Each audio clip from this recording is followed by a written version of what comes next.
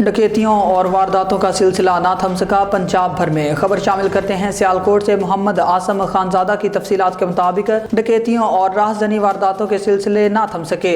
Roads road پر آٹا پیسنے والی چکی اینڈ کریانہ سٹور کے قریب صبح سویرے ایک اور واردات کا واقعہ پیش آیا۔ سیالکوٹ ویسٹ مینجمنٹ کمپنی کا ملازم یونین کونسل مبارک پورہ ناصر یوحنا سے دو نامعلوم چوروں نے اسلحہ کی نوک پر غریب ملازم سے موٹر سائیکل چھین لی اور فرار ہو گئے۔ ناصر یوحنا پریشانی میں مبتلا، خیر متعلقہ پولیس کو فوری ہیلپ لائن پر کال کی۔ فوری تھانہ حاجی پورہ کی پولیس جائے وقوع پر پہنچی اور غریب ناصر یوحنا کو کیا کہا یہ بھی جانیے گا۔ بجائے حوصلہ افزائی دینے کے پولیس اہلکار کہنے لگے ڈیوٹی پر سائیکل لے کر آیا کرو۔ ویسے پولیس کا مشورہ بھی اچھا ہے کیونکہ آج کل پنجاب پولیس کی بھی رفتار کم ہے، ڈکیتوں کو پکڑنے کی آئے روز وارداتیں ہو رہی ہیں۔ آخرکار موجودہ حکومت میں اتنی وارداتیں کیوں؟ پولیس بری طرح ناکام نظر آنے لگی۔ ایک تو مہنگائی کا زور اور اوپر سے ڈکیتوں کا راج۔ آخر کب تک غریب کی زندگیوں کا تماشا پروگرام چلتا رہے گا؟ اعلیٰ حکام اور وزیر اعلیٰ پنجاب مریم نواز، آئی جی پنجاب، RPO گوجرانوالہ، DPO سیالکوٹ حسن اقبال اور دیگر ذمہ دار افسران کے لیے لمحہ فکریہ ہے۔